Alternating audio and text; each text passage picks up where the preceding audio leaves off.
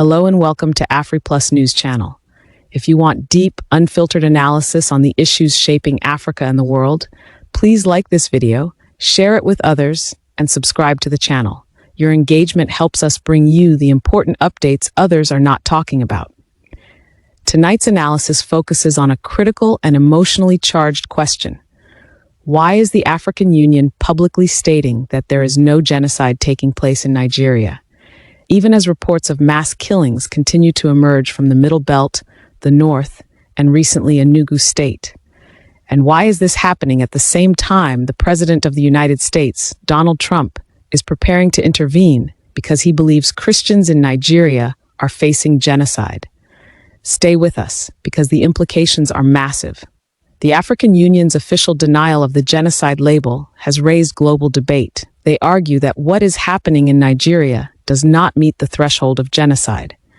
But communities on the ground insist their loved ones are being targeted and killed in alarming numbers. This leads to a crucial question. When institutions deny a label that victims say reflects their reality, what message does it send to those suffering daily violence? And what does it mean for justice and international protection? The Nigerian government has also rejected the genocide classification. Officials insist that the violence is complex, involving terrorism, land disputes, and local conflicts, not a religious extermination campaign. The first victims of Boko Haram are Muslims, not Christians. The first victims. And I'm saying it with documented references. So, the complexity in the northern part of Nigeria, should not be taken, that easily.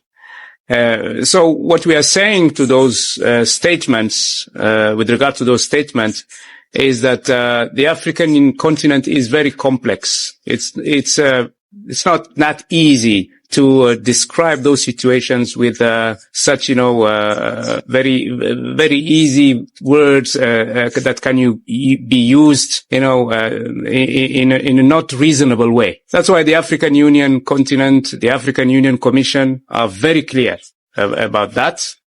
We made it clear in our statement and communique, and we would like really to stress again that there is no genocide in northern Nigeria. If my government is denying genocide, what will they say about it? United Nations, European Union, take note. This is the genocide of people that were killed on the fateful day of 7 March 2010, massacre at Dogona Hawa Plateau State. Names of victims that were killed. Machineries were brought from Niger Republic. They were brought from Chad. They were brought from Chad. They were brought from Burkina Faso, Senegal. They were hired into the nation. They mix up with those from Maiduguri. That's a Muslim state. Also from Gombe, Muslim state. In fact, the troop into this place, Bauchi, this is the route that they took. By about midnight, they invaded this village. We are living peacefully in this Dogona Hawa. These are the victims of massacre.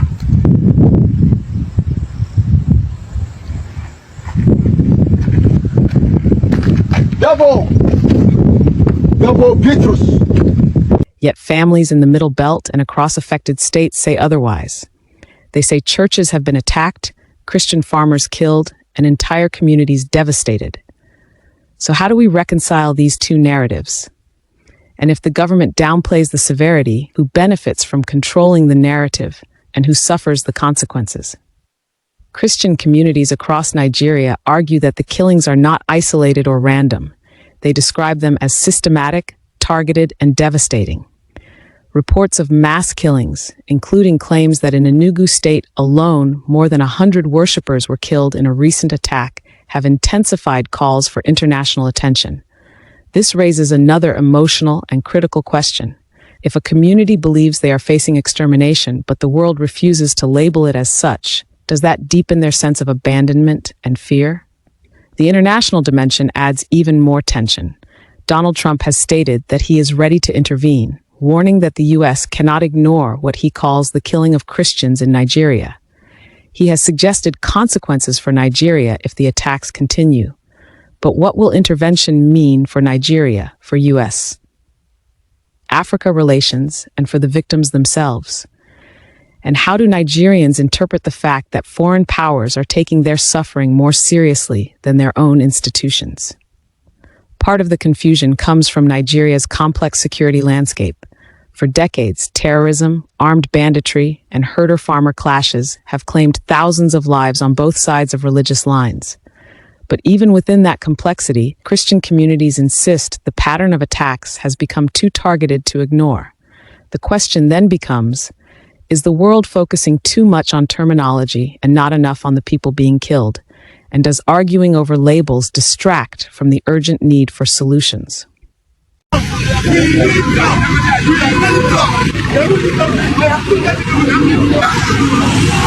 need Trump. Trump must come to Nigeria to fight against these terrorists.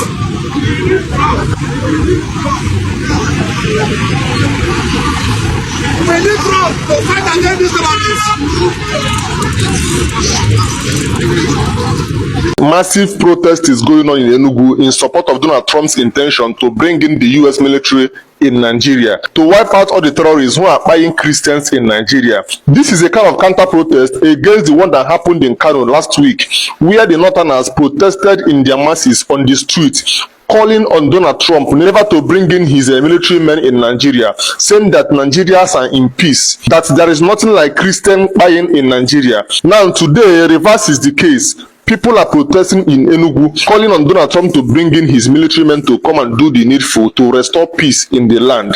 As at yesterday, even the chairperson of AU, African Union, Mahmoud Ali, this man said that there is nothing like Christian buying in the northern part of Nigeria, that the Muslims are the actual victims of these religious extremists in the north, that it is not any kind of Christian buying. Guys, following what is happening in this country now, where the Southerners, the Easterners are protesting for Donald Trump, supporting to come down to Nigeria and do the needful, while the Northerners are protesting against the coming of U.S. military. What do you think could be the best option to restore peace in the country? The victim situation remains the most important part of this story. Whether or not institutions label it genocide, families are being displaced, communities are living in fear, and children are growing up surrounded by violence. If the genocide label is rejected, does that risk reducing global attention, delaying intervention, or weakening accountability? And how long can communities survive when the institutions meant to protect them are not fully acknowledging their suffering? There is also the question of motivation. Why are the AU and the Nigerian government so determined to reject the genocide classification? Some suspect political image management. Others believe it is fear of international intervention. And others think it is an attempt to avoid admitting security failure.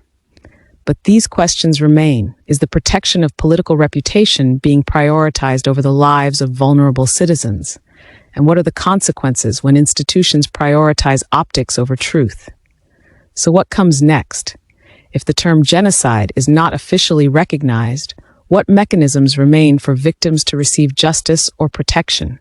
Will local authorities intensify their response, or will the international community step forward despite AU resistance?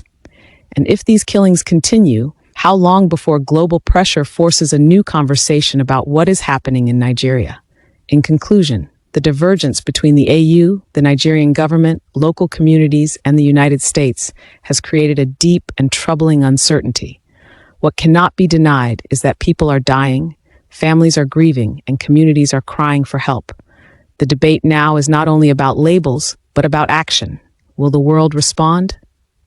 Will Nigerian authorities confront the violence with transparency and accountability? And will victims finally receive the recognition they deserve? Share your respectful thoughts in the comments. Do you believe the situation in Nigeria should be classified as genocide? Why or why not? And what steps do you think should be taken next?